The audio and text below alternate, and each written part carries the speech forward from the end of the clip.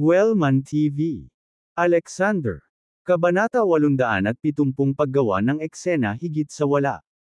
Nasaktan niya ang lahat, maging ang pamilyang Miller mula sa Ruritania o ang pamilyang Hernandez mula sa Clay City. Ngayon, maraming tao ang gustong patayin siya. Jacinta, inirerekomenda ko na iwasan mo siya ng iyong mga kaibigan. Kung hindi, kahit ako ay hindi ka matutulungan kung ang galit ng pamilya Miller at Hernandez ay mahulog sa iyo. Teka, siya si Alexander. Alexander. Napangiwi si Jacinta at ang iba sa sinabi ni Adriel, at agad na nagbago ang ekspresyon nila kay Alexander. Ipagpalagay nilang si Alexander ay isang ordinaryong manggagawa sa opisina na ginugugol ang kanyang katapusan ng linggo sa paglalakbay kasama ang kanyang asawa at mga anak kung walang binanggit si Adriel.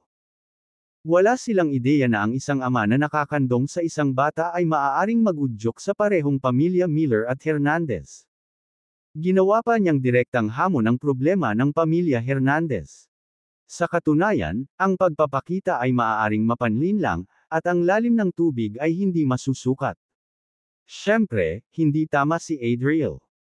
Ininsulto ni Alexander ang mga pamilyang Miller at Hernandez, kaya hindi tama para sa kanila na maging masyadong malapit kina Alexander at Yulia. Kung bubunot sila ng apoy, wala na silang maiiyak pagdating ng panahon. Bago pa makasagot ang sinuman, ikinaway ni Alexander ang kanyang kamay at nagtanong, "Lahat kayo ay kaibigan ng aking asawa. Huwag kang mag-alala, ni ang Miller o ang mga pamilyang Hernandez ay hindi maaaring makapinsala sa akin." Si Adriel ay nag-aalala sa wala at gumagawa ng malaking bagay sa wala.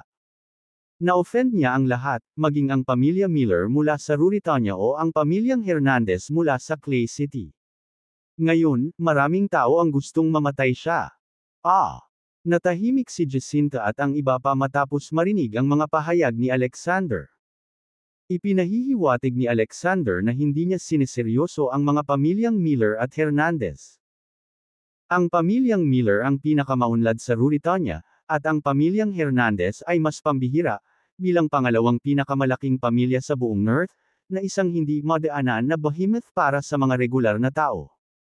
Tunay na sinabi ni Alexander na hindi maaaring makapinsala sa kanya ang Miller o ang mga pamilyang Hernandez. Hindi ba nagyayabang iyon? Nag-o-overthink ba ako sa mga bagay-bagay? Ginagawa ba akong big deal sa wala?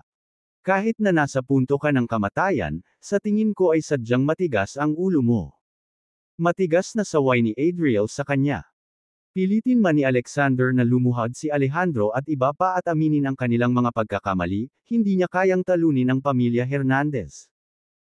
Higit pa rito, ang pamilya Hernandez ay inaangkin na nag-recruit ng isang nangungunang eksperto mula sa listahan ng mga maalamat na hayop sa pagkakataong ito.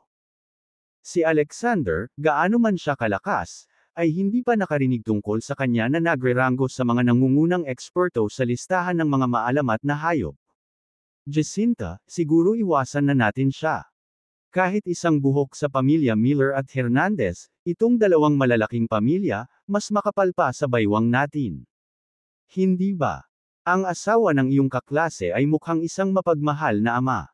Paano siya magiging isang malaking shot na may kakayahang kunin ang mga pamilyang Miller at Hernandez?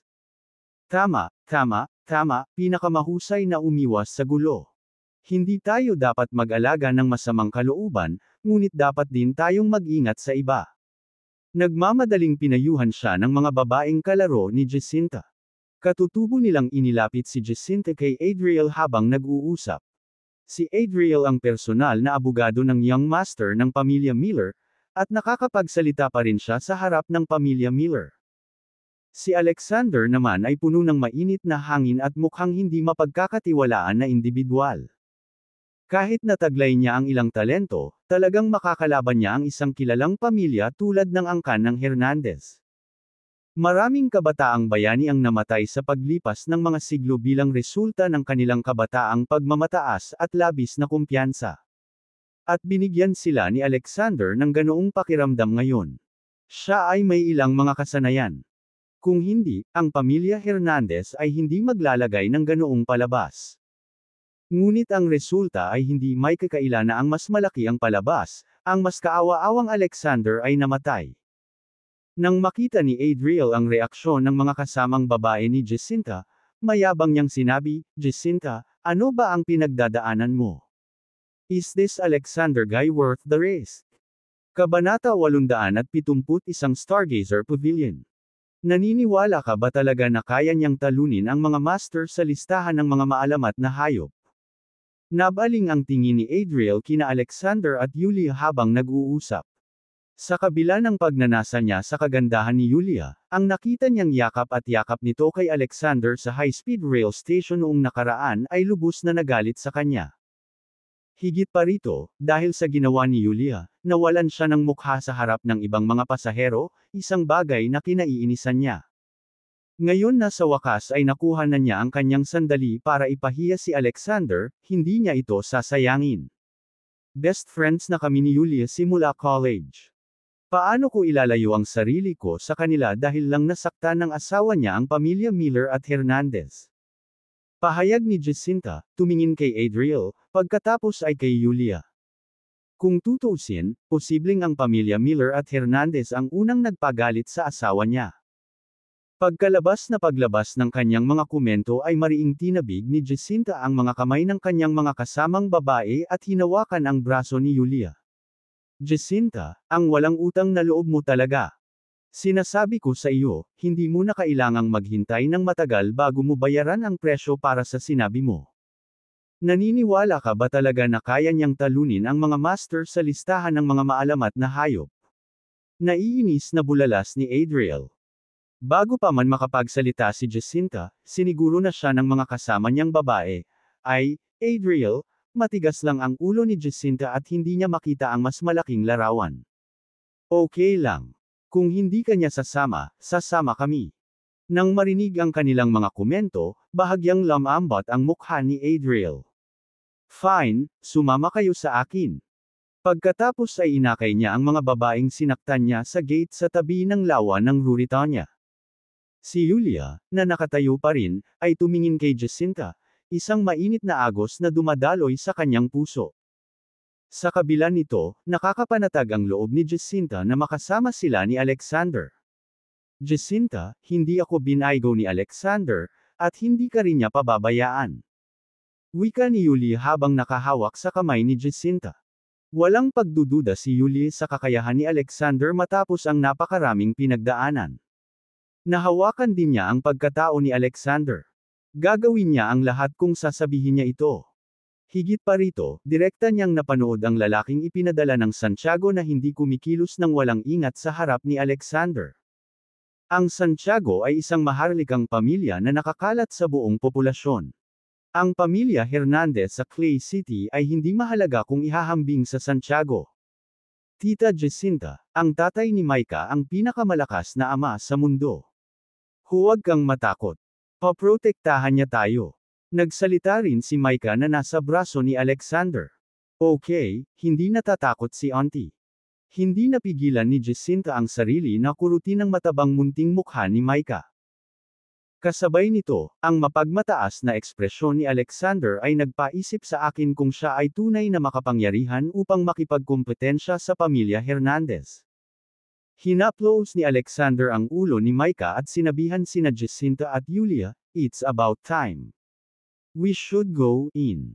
Kung huli na tayo, baka isipin ng mga pamilyang Miller at Hernandez na natatakot ako.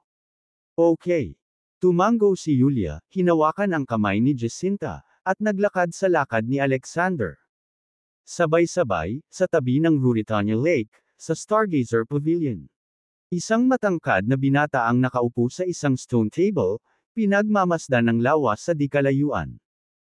Nasa harap niya ang isang sandata na tila isang krus sa pagitan ng isang kutsilyo at isang espada, na maliwanag na nilikha para sa kanya. Si Jeremiah ang ika-10 maalamat na hayop sa listahan. Kabanata 872 Miscommunication.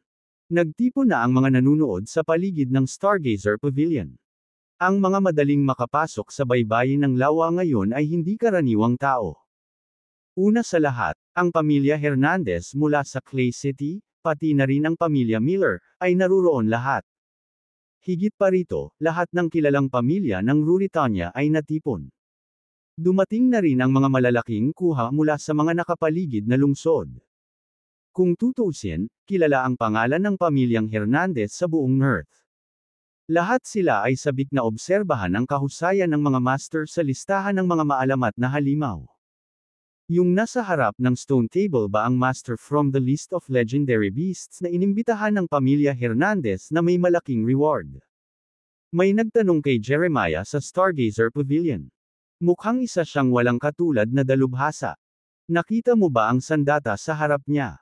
Narinig ko na ito ay gawa sa isang meteorite. Hindi lamang ito nakakaputol ng bakal na parang putik, ngunit maaari rin itong magdulot ng pagguho ng lupa sa isang laslas. Bilang resulta, may palayaw si Jeremiah the Hunk. Hunk. Medyo exaggerated naman diba? May nagtanong. Walang usok na walang apoy, at nalalapit na ang labanan. Tingnan mo ang kanyang kalmado at maayos na kilos. Ang palayaw ni Jeremiah the Hunk ay tiyak na may katotohanan. Huwag mo siyang tingnan ng may pag-aalinlangan. Kung maakit mo ang kanyang atensyon, ang isang pagwagayway ng kanyang kamay, ang aura lamang ng talam, ay maaaring maging alabok. May naglabas kaagad ng babala. Agad na napatahimik ang may reserbasyon. Kahit na samobra ang palayaw na Hunk, si Jeremiah ay isang puwersa na dapat isaalang-alang. Pagkatapos ng lahat, siya ay isang maalamat na master ng hayop sa listahan ng mga maalamat na hayop. May ibang nagsabi sa puntong ito, kung ganoon, ang pamilya Hernandez ay siguradong mananalo sa laban na ito ngayon. Hindi ba halata? Ang sinumang maglakas loob na sumalungat sa pamilya Hernandez ay naghahanap ng kamatayan. Pagdating kay Alexander, umiling ang lahat, parang nag-e-enjoy sa performance. Lalo na ang mga Miller at ang apat na dakilang pamilya na nauna sa kanila. Dati, sa Kerim Fashion Inauguration Event, nagsama-sama sina Dudley at iba pa. Pasayahin si Alexander at tinarget sila, na humantong sa kanila na mawala ng bilyon-bilyon sa loob lamang ng ilang minuto. Katutubo nilang sinisi si Alexander sa lahat. Hindi napigilan ni Emiliano sa mga manunood na magtaka, hindi pa nagpapakita ang taong iyon. Natatakot ba siya at tumakas ng maaga? Hindi pwede. Shirley scoffed, ang pagtakas ay hindi niya estilo. Sa pagkakaalam ko kay Alexander, kahit alam niyang hindi siya mananalo, magmumumok pa rin siya para magmukhang mataba. The previous few times, he managed to escape by sheer luck, but this time nagalit na niya ang Hernandez family, at natatakot akong maubos na ang kanyang magandang kapalaran. Boom! Ang tagapagsalita ay gumawa ng hindi sinasadyang pagkakamali. Ang tagapakinig ay nakagawa ng sadyang pagkakamali. Nag-buzz ang utak ni Jeremiah dahil sa casual na panunuya ni Shirley. Alexander. Ang pangalang ito ay tumama sa kanya na parang kidlat. Lahat ng nakita niya kay Sildavia ay kumislap sa kanyang mga mata sa isang iglap. Ang babaeng subordinate ni Alexander ay hindi napigilan ng malagim na Legion of Dawn. At ang Perez clan, isang makapangyarihang pamilya na may malalim na pinagmulan sa Eastern Alvonia, ay hindi nakaligtas sa isang alon ng kamay ni Alexander. Ang mga ganitong nakakakilabot na eksena ay mananatili sa kanya sa natitirang bahagi ng kanyang buhay. Ang epekto ng pagkamatay ng Perez clan ay maihahambing sa isang pagguho ng lupa, ang katapusan ng mundo. Kasabay nito, naging bawal sa kanyang isipan ang salitang Alexander. Hindi kaya sinadya ng pamilya Hernandez na patayin si Alexander. Kabanata 873 Panuurin. Inimbitahan siya ng pamilyang Hernandez na lumabas sa pag-iisa kahapon, na binanggit lamang na si Ruritania ay may isang bastos na napakatalino at hindi madaling makitungo sa mga regular na tao. Hindi naniniwala si Jeremiah na magiging ganoon ka-intimidate siya bilang ruffian, kaya hindi na siya nagtanong pa. Siya kaya ang itinayo ng pamilya Hernandez. Sa ganitong pag-iisip, tumayo si Jeremiah at tumakbo patungo sa pamilya Hernandez at sa iba pa. Isang miyembro ng pamilya Hernandez ang maingat na nakatingin sa daanan patungo sa main gate noong mga oras na iyon. Talaga bang tumakas si Alexander? Nagpakita siya ng bonggang kumpiyansa. Nakangiti sa tabi niya ang ibang miyembro ng pamilya Hernandez, pati na rin si Alejandro at iba pa. Maaaring iginagalang nila si Alexander bilang isang tao kung siya ay dumating sa labanan bilang inimbitahan, kahit na siya ay natalo. Gayunpaman, kung siya ay tumakas nang makitang may problema, ang mga pamilyang Hernandez at Miller ay nanalo ng isang kumpletong pagtatagumpay sa mukha. Si Jeremiah, na kanina pa naghihintay sa kanila sa pavilion, ay biglang sumulpot sa kanilang harapan, na pinutol ang kanilang mga pantasya. Naiinip ka na ba, Mr. Jeremiah? Hindi nagtagal ay ngumiti at nagsalita ang isa sa mga miyembro ng pamilya Hernandez. Mabilis na sinalubong si Jeremiah nang nalalabi sa mga pamilyang Miller at Hernandez. Ang mga ordinaryong tao ay hindi kailanman makakatagpo ng isang master sa listahan ng mga maalamat na hayop. Marami na silang narinig tungkol sa reputasyon at kakayahan ni Jeremiah sa nakalipas na ilang araw. Ang sandata ni Jeremias, na hindi kutsilyo o tebak, ay may kapangyarihang magbukas ng langit at lupa at umuungal na parang tigre at dragon. Ang aura ng Talam ay maaaring tumaob ng daan-daang tao sa isang laslas. Walang sinuman mula sa mga pamilyang Miller o Hernandez ang nang-ahas na magyabang sa harap niya dahil sa kanyang nakakatakot na awtoridad. Hindi sumagot si Jeremiah sa tanong ng miyembro ng pamilyang Hernandez, sa halip ay direktang nagtanong, Alexander ba ang pangalan ng taong hinamon mo? Nagulat ang mga miyembro ng pamilya Hernandez sa tanong ni Jeremiah. After a little pause, he nodded and added, Yes, Mr. Jeremiah, the dude's name is Alexander. May katulong din siyang babae, na tinatawag na Zoo or something. Dayan. Namilog ang mga talukap ni Jeremiah. Yes, Dayan, exactly. Narinig mo na ba sila Mr. Jeremiah? Ang miyembro ng pamilya Hernandez ay gumawa ng agarang pagsisikap upang bigyang kasiyahan siya. Isang kidlat ang tumama kay Jeremias. Nakarinig lang siya ng crowd talk sa pavilion, pero hindi siya sigurado kung si Alexander ba iyon. Kaya, sa isang kislap ng optimismo, dumating siya upang kumpirmahin sa isang miyembro ng pamilya Hernandez. Ngunit hindi siya nagkamali sa sinabi ng miyembro ng pamilyang Hernandez, at walang pagkakataon na magkapareho ang pangalan. Si Alexander, na nagpuna sa buong Perez clan sa isang utos, ang susunod na kalaban na haharapin niya. Namula ang mukha ni Jeremiah sa isang iglap habang iniisip niya ito, at isang malamig na pawis na kasing laki ng soybean ang lumabas sa kanyang noo. Hindi ba nililigawan si kamatayan para labanan si Alexander? Damn it, nang imbitahan siya ng isang miyembro ng pamilya Hernandez, inilarawan niya si Alexander sa ganoong paraan. Minamaliit niya ang senaryo. Buti na lang at hindi pa dumarating si Alexander kaya may oras pa siyang tumakas. Handa si Jeremiah na takasan ang sitwasyon sa ganitong kaisipan. Ngunit napansin na lamang ng miyembro ng pamilyang Hernandez at ng mga nasa katapat niya ang kanyang kakaibang mukha, at wala silang ideya na nagdesisyon siyang tumakas ng wala pang 2 segundo. Ngunit pagkatapos ay isang tao sa madlan na may matinding mga mata ay bumulalas. Hoy, hindi ba si Alexander ang lalaking iyon? Totoo nga. Nakita ko siya mula sa malayo sa seremonya ng listahan ng Ruritania Building noong nakaraan. Kabanata 874 na manahimik ka.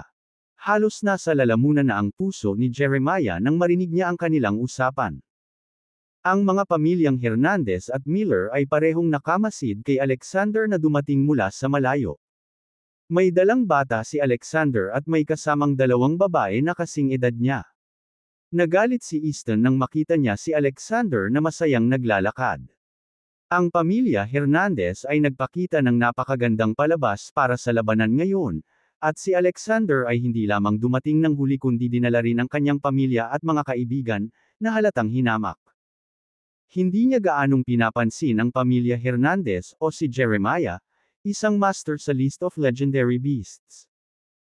Nang dumating sina Alexander at Yulia, hindi na makapaghintay si Easton na humakbang pasulong at sinimangutan si Alexander, Alexander, hindi ko inaasahan na magpapakita ka.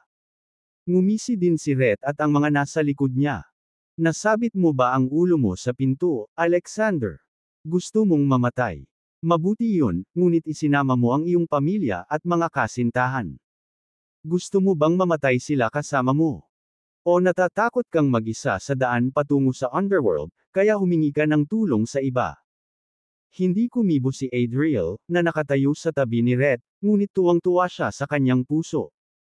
Nabaling ang kanyang tingin kay Yulia, at hindi niya maiwasang isipin kung paano, kung mamatay si Alexander, makukuha niya. Samantalahin ang mga pangyayari at ganap na mapagtagumpayan siya. Kung may nangyari sa idiotek na babae, si Jacinta, na nakatayo lang sa gilid ni Alexander, hindi niya igalaw ang isang daliri para iligtas siya. Hindi kumibo ang puso ni Alexander sa pangungutya ni Easton at Rhett. Wala siyang pakialam dahil langgam lang sila. Sa oras na iyon, itinuon niya ang kanyang pagtuon kay Jeremiah at mapanuksong nagtanong, Jeremiah, talaga? Pumikit ako sa iyo noong huling beses na nasa Sildavia ako. Ano, hindi ka susuko hanggat hindi ka namamatay sa kamay ko?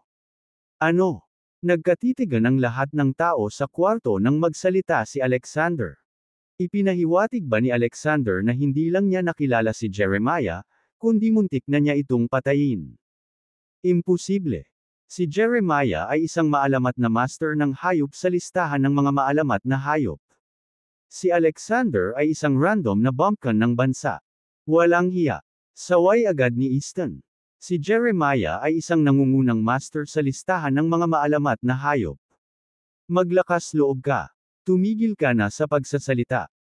Lumakad pasulong si Jeremiah at yumuko kay Alexander bago natapos ni Easton ang kanyang pangungusap.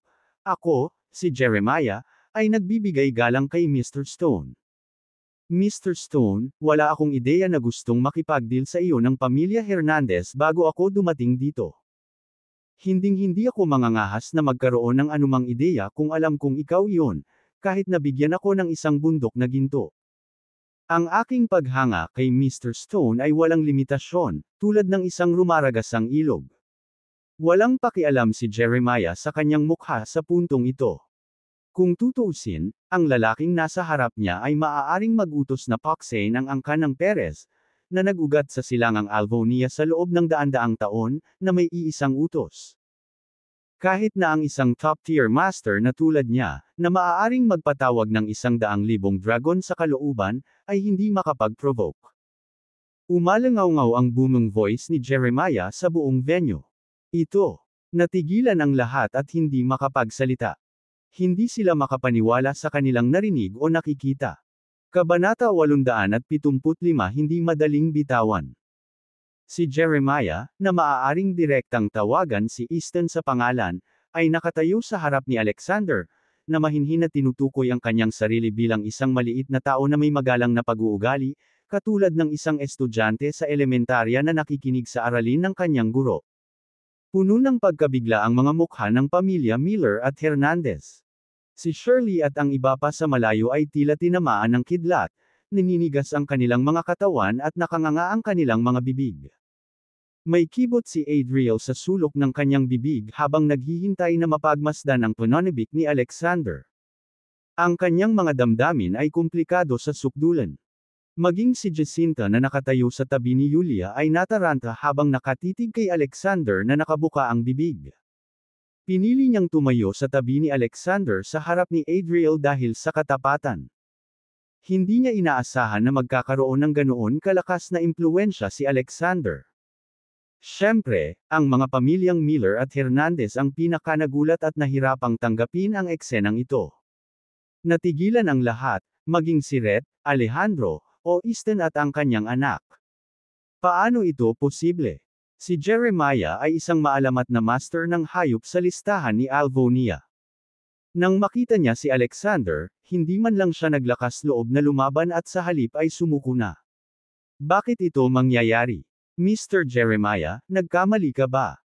Hindi napigilan ni Easton na magtanong pagkatapos ng mahabang panahon ng kawalan ng katiyakan. Bago niya maipagpatuloy ang kanyang pangungusap, sinabi ni Jeremiah, mamali ka. Si Ginoong Stone ay nasa harapan ko. Paano ko siya na-miss?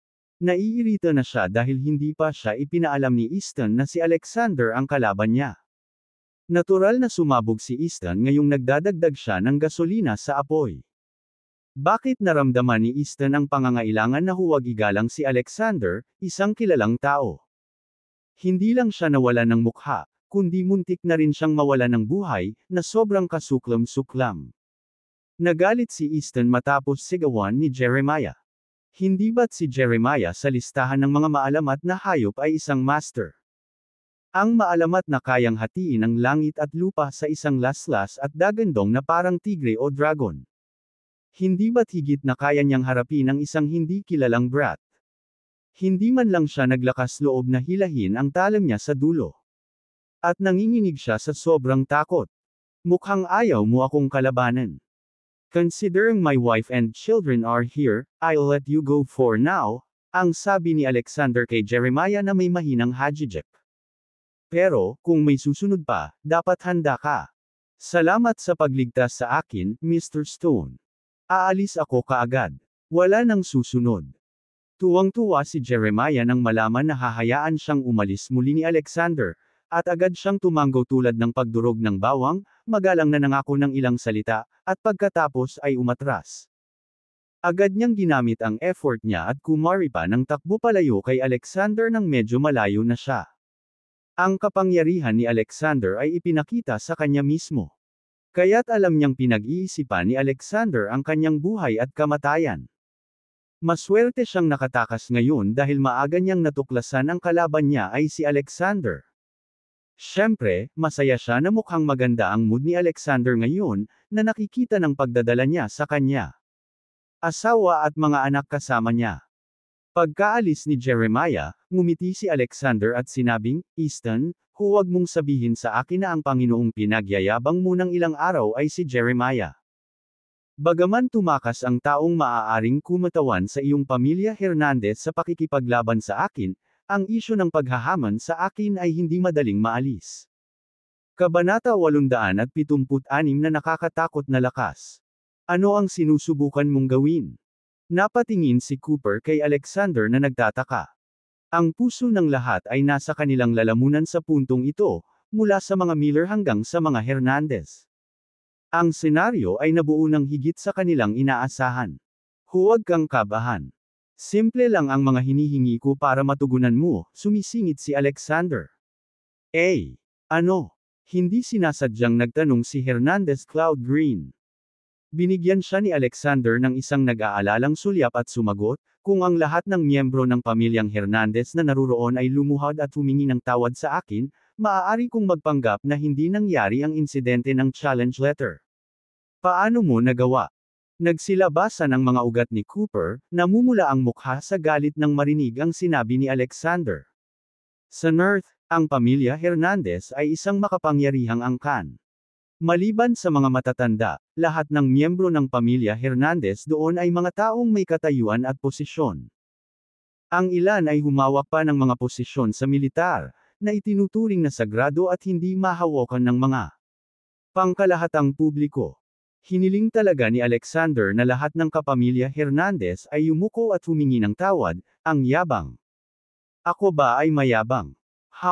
Kung sasabihin kong lumuhod ka, lumuhod ka. Ngumuso si Alexander ng mapait.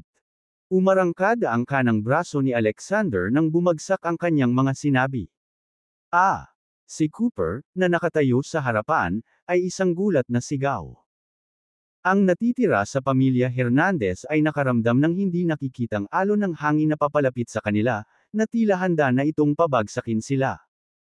Magsasalita pa lang si Hernandez Cloud Green, bumuhos mula sa itaas ang nakasusuklam na alon ng hangin, na napakalakas. Lahat ng miyembro ng pamilyang Hernandez na naruroon ay hindi makalaban sa kakilakilabot na kapangyarihang ito sa isang iglap. Boom! Si Cooper ang unang lumuhod. Pagkatapos ay dumating sina Hernandez, Cloud Green, at ang iba pa. Kabog, kabog. Sa loob ng dalawang paghinga, lahat ng pamilya Hernandez ay lumuhod sa lupa. Boss! Magulo ang kapaligiran. Anong nangyari ngayon lang? Bakit lumuhod sa lupa ang buong pamilya Hernandez? Ang mga nagmamasid ay ang lahat sa isang mood ng pangamba. Pinagalitan lang ni Cooper si Alexander sa pagiging mayabang, bakit ngayon nakaluhod silang lahat?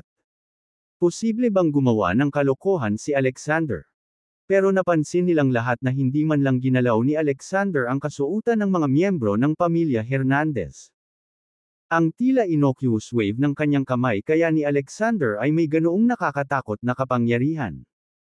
Alexander, mayroon ka bang mahiwagang kakayahan? Siyempre, mas nagulat sina Alejandro at iba pa, pati na rin sina Emiliano at Shirley, kaysa sa mga nagmamasid. At para sa mga miyembro ng pamilyang Hernandez na nakaluhod sa lupa, ang kanilang mga puso ay napuno ng higit pa sa pagkamangha. Balot din sila ng takot. Ang binatang ito ay napakahusay sa martial arts. Hindi man lang niya kami ginalaw, pero nakontrol niya ang airwave mula sa malayo at pinilit kaming lumuhod.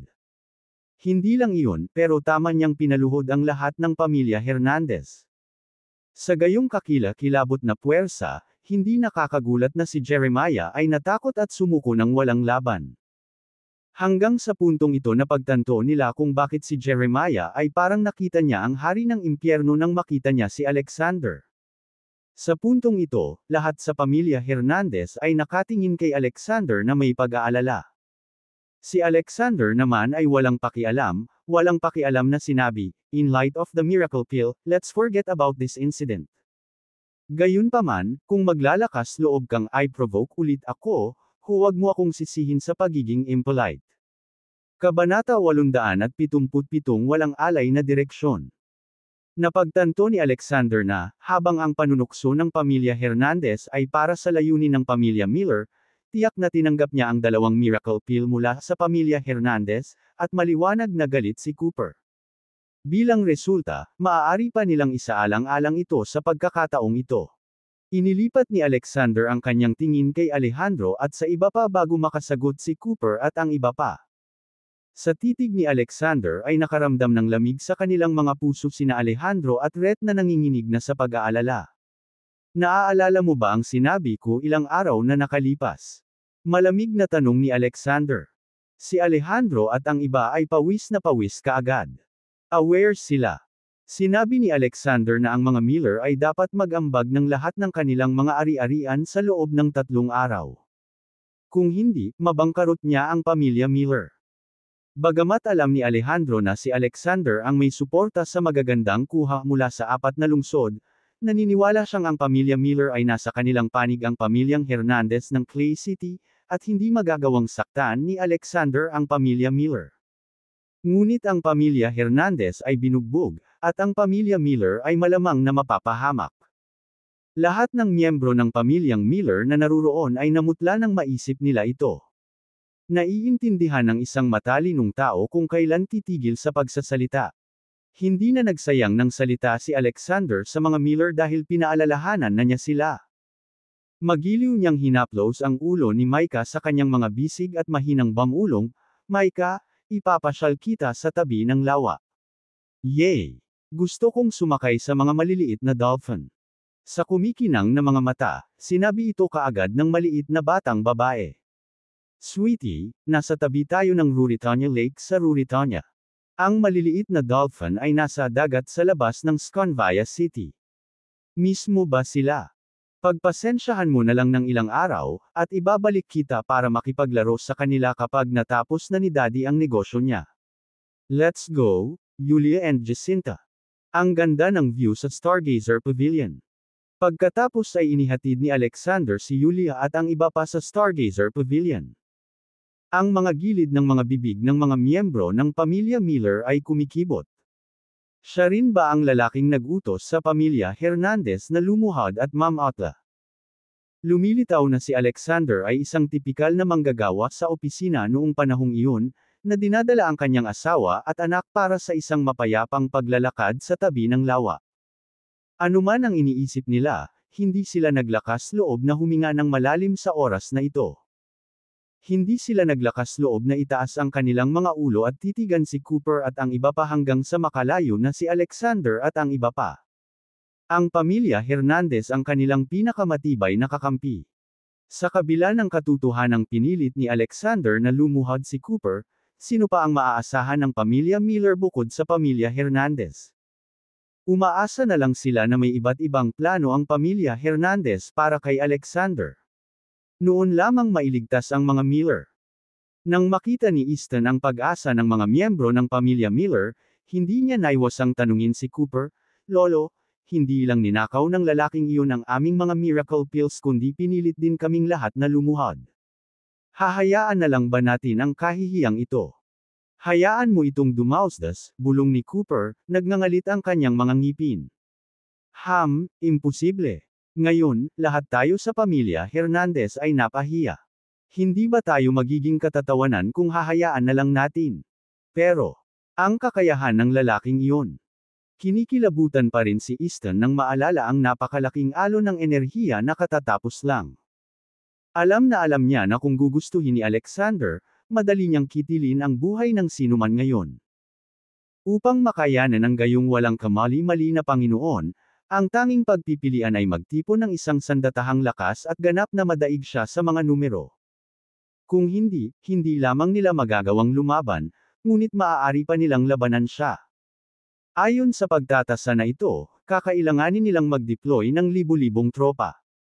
Kabanata 878 ang Nagel iligtas buhay na dayami. Maging para sa mga miyembro ng pamilyang Hernandez na may tungkuling militar, ang pagpapakilos ng napakaraming tropa ay isang mahirap na gawain. May isip ang nakatatandang Hernandez kung kaya ni Alexander. Pagkatapos ng maikling panahon ng pag-iisip, napabulalas siya. Kapag nawala ang mga labi, ang mga ngipin ay malamig. Naniniwala ako na ang biglaang paglitaw ng isang nakakatakot at hindi makontrol na figure sa Earth ay makakapagpabagabag din sa pamilya Ferren at Pearson. Lolo, anong ibig mong sabihin? Bakas sa mukha ni Alexander ang saya. Inirerekomenda ba ng nakatatandang Hernandez na makiisa sila sa mga pamilyang Ferren at Pearson para labanan si Alexander? Kung magsasama-sama ang tatlong pinakamalaking pamilya sa lalawigan ng Earth, tiyak na matatalo nila si Alexander. Si Alexander ay isa pa ring individual na lumalaban ng mag-isa, at maaari ba siyang maging mas malakas kaysa sa pinagsamang lakas ng tatlong malalaking pamilya? Sa kabila ng nakikitang paggalang ni Landon kay Alexander, nakita niya si Landon bilang isang hindi gaanong pinapabore na miyembro ng pamilya Pearson, palaging maingat sa kanyang pakikitungo. Ang saloobin ni Landon ay hindi palaging kumakatawan sa pamilya Pearson sa kabuuan. Ang pamilya Pearson ay hindi tatayo at walang gagawin hanggat ang nakatatandang Hernandez ay nakipag-ugnayan sa patriarch ng pamilya Pearson. At higit pa para sa mga Ferren. Pagkatapos ng lahat, sila ay kasalukuyang nangunguna sa rating. Ang biglaang paglitaw ng isang bagong puwersa na nagbabanta na pahiniin ang umiiral na balanse ng kapangyarihan ay walang alinlangan na makakainis sa pamilya Ferren, na nakakuha ng higit mula sa kanilang presensya sa unang lugar. Ang isang tinidor ay madaling nabasag, ngunit ang isang bundle ng mga tinidor ay mas mahirap masira. Ang pagsasama ng tatlong malalaking pamilya ay parang isang bundle ng mga tinidor na ligtas na nakatali. Ito ay isang siguradong panalo na sitwasyon laban kay Alexander. Kahapon, nakatanggap ako ng balita na ang ating bagong hepe ng Earth ay uupo sa Ruritania sa loob ng isang linggo, sabi ng nakatatandang Hernandez, habang si Alexander ay napuno ng pag-asa. Ang hepe ng Earth ay may autoridad na pakilusan ang garrison ng probinsya bilang karagdagan sa paggawa ng mga appointment sa administratibong probinsya. Hindi ba't madaling itaboy ang bagong hepe na ito palabas ng lalawigan ng Earth? Huwag na lang patayin, kung makakapagtatag tayo ng magandang relasyon sa kanya. Sina Alexander at Alejandro, bukod sa iba pa, ay natuwa nang marinig nila ang mga salita ng nakatatandang Hernandez. Lolo, bibisita ka ba mamaya sa pamilya Ferren at Pearson? Bulalas ng nakatatandang Hernandez. Sasamahan kita. Dahil ang bagong hepe ay nanunungkulan sa Ruritania, ipaubaya natin ang gawain ng pakikipagkaibigan sa kanya sa aking lolo at sa iba pa. Kung tutuusin, ang pamilyang Miller ang pinakamalaki sa Ruritania, at may ilang bagay na mas kakayanin nila kaysa sa amin. Sige, gawin natin ang sinabi mo.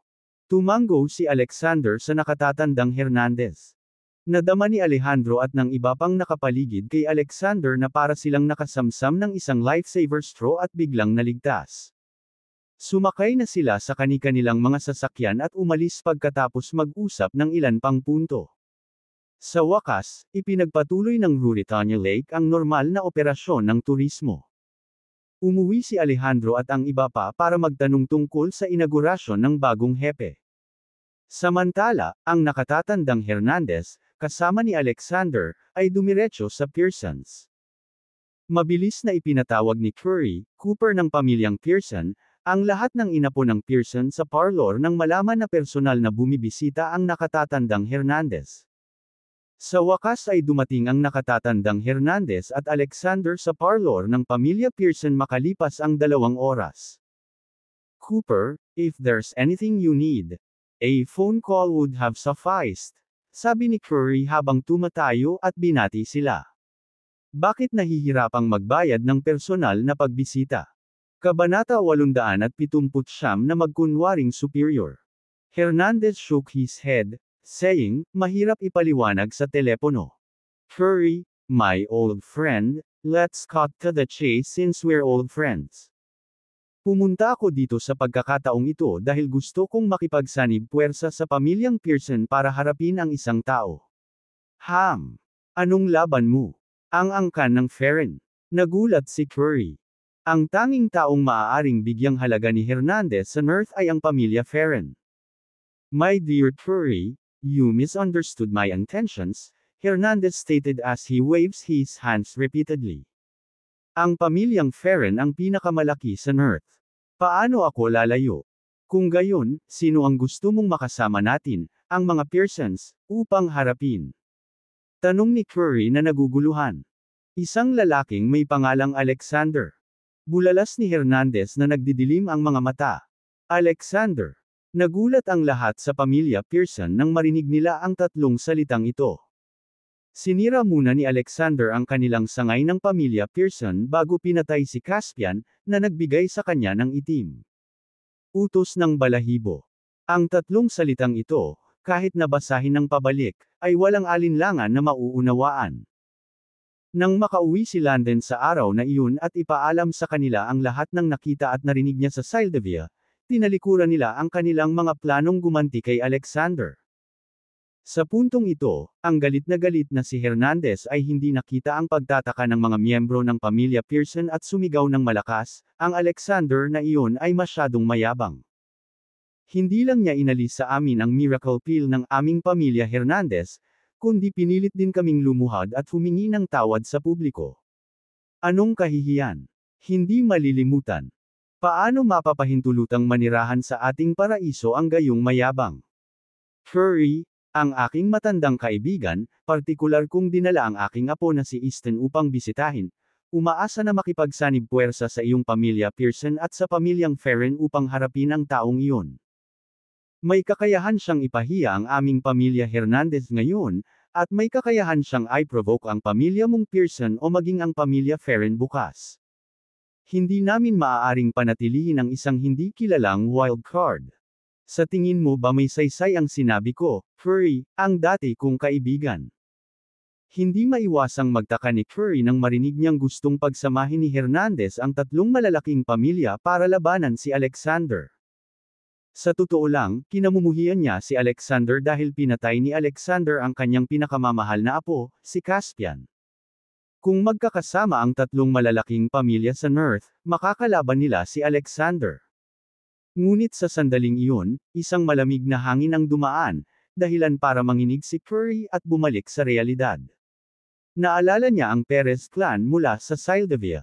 Dinurog ni Alexander ang Perez clan, gaano man ito kalakas. Paano naman ang alyansa ng tatlong malalaking pamilya? Hindi banggitin ang pakikitungo kay Alexander. Hindi sila posibleng makipagkumpetensya sa Perez clan. Takot na takot si Curry habang iniisip niya ito kaya kinawayan niya ang kanyang kamay at sinabing, patawarin mo ako. Ang aking pamilya Pearson ay humihina sa mga nakaraang taon, at ayaw naming masangkot sa mga alitan na ito. Hindi nang ahas si Curry na kunin ang pagkakataong ito pagdating sa buhay at kamatayan ng buong pamilya. Nagkaroon ng maraming apo si Alexander kahit na pinatay niya si Caspian. Hindi katumbas ng halaga na ilagay sa panganib ang buhay ng lahat para sa isang taong namatay na. Biglang natigil ang mga ngiti ni Hernandez at Easton nang makita ang kilos ni Curry. Ang inakala nilang isang tiyak na conclusion ay naging resulta nito. Wala silang ideya na sisiraan ni Curry ang kanyang sarili, tatangjing kakampi, at haharapin si Alexander. Payag ka bang panoorin si Alexander na umakyat sa ibabaw ng ating mga ulo at itapon ang kanyang timbang, Curry? Medyo iritadong tanong ni Hernandez. Kabanata 880 dinilaan ng boot ng hepe. Curry gave an uneasy chuckle and remarked, "Easton, you're making too much of it. Kami, ang mga Pearsons, ay hindi ang unang pamilya ni Nerth. Walang pinagkaiba kung mayroon tayong 2 o 3 tao sa itaas natin." Curry, hindi ko gusto ang sinasabi mo. Ang mukha ni Hernandez ay ganap na nagdilim. Pinutol siya ni Curry bago niya maipagpatuloy ang kanyang pangungusap, at sinabing, "Easton, mayroon akong ilang agarang bagay na dapat asikasuhin. Ako na ang unang aalis. Dapat ay pagod ka pagkatapos ng iyong paglalakbay. Bakit hindi ko ipaghanda ang aking mga kasambahay para sa inyo? Maaari kang umalis kapag natapos mo na ang iyong pagkain." Sa sobrang galit ni Hernandez ay sumugod siya palabas. Agad naman siyang sinundan ng apo ni Hernandez. Hindi pa rin nabawasan ang galit ni Hernandez nang makarating sila sa mansyon ng pamilya Pearson. "Hindi ko akalain na ganito pala ang ugali ni Curry, Lolo. Kakayanin ba natin si Alexander nang hindi nagsasama-sama ang 3 malalaking pamilya?" Nag-aalalang tanong ng apo ni Hernandez. Bago sila dumating, napagkasunduan nila ni Hernandez na ang kilos ni Landen ay hindi kumakatawan sa buong pamilya Pearson. Inaasahan nilang magbibigay ng mukha si Curry, lalo pat personal na namagitan si Hernandez. Wala silang ideya na tatanggihan sila ni Curry ng lantaran, na para bang kinikilabutan siya kay Alexander. Paanong hindi natin ito haharapin? Ang pamilyang Pearson lang, iniluwa ni Hernandez ang mga hagdan ng ari-arian ng pamilya Pearson, namumula ang mukha. Walang pinagkaiba kung sila ay nasa loob o labas. Ang pamilyang Pearson lang, iniluwa ni Hernandez ang mga hagdan ng ari-arian ng pamilya Pearson, namumula ang mukha. Walang pinagkaiba kung sila ay nasa loob o labas. Ang pamilya Ferren ang unang pamilya ni Nerth. Bakit ka mag-aalala na hindi makayanin ang isang nobody kung papayag ang pamilya Ferren at makuha natin ang bagong hepe sa panig natin? Ang kanyang apo ay nakaramdam ng higit na kapayapaan matapos marinig ang mga salita ni Hernandez. Oo, kahit na ang pamilya Pearson ay na-rate na pangatlo sa Nerth, malayo pa rin sila sa pamilya Hernandez. Ang pagkakaiba ay mas malawak kung ihahambing sa unang pwesto sa pamilyang Ferren. Ang laki ng 3 pamilyang Pearson ay halos katumbas ng sukat ng isang pamilyang Ferren. Punta tayo sa mga Ferren. Muling nanembalik ang talas ng paningin ni Hernandez. Nanatili si Alexander sa tabi nina Yulia at Micah sa mga sumunod na araw. Ilang beses nang sinubukan ni Alexander na kontakin si Valerie, ngunit lagi siyang nakakahanap ng mga dahilan para iwasan siya. Lumilitaw na naunawaan ni Alexander ang iniisip ni Valerie pagkatapos ng ilang pagtatangka, ngunit wala siyang magawa at hinayaan lamang niyang isara ang sarili ni Valerie. Maaaring siya ay nangingibabaw at makapangyarihan sa ibang mga sitwasyon, ngunit pagdating sa mga usapin ng puso, wala siyang ideya kung ano ang gagawin. Meron na siyang Yulia at Micah, at ayaw niyang umasa si Valerie. Ngunit, dahil sa kasalukuyang suliranin ni Valerie, hindi siya makatanggi. Kaya hinayaan na lang niya ito, umaasang maaalala ito ni Valerie mamaya. Lumipas ang kalmado at mainit na mga araw, at bago nila namalayan, oras na para sa inaugurasyon ng pinuno ng Nerth. Ang high-speed rail station sa Ruritania ay puno ng mga kilalang personalidad mula sa iba't ibang pamilya sa umaga ng araw. Sinubukan ng lahat na kumita ng pabor sa papasok na pinuno. Siyempre, si Rhett, Alejandro, at ang iba pang miyembro ng pamilya Miller ang pinaka-excited. Inatasan sila ng pamilyang Hernandez ng tungkulin noong 1 linggo, kung gusto nilang panatilihin ang pamilyang Miller, kailangan nilang makipagkaibigan sa bagong pinuno sa lalong madaling panahon.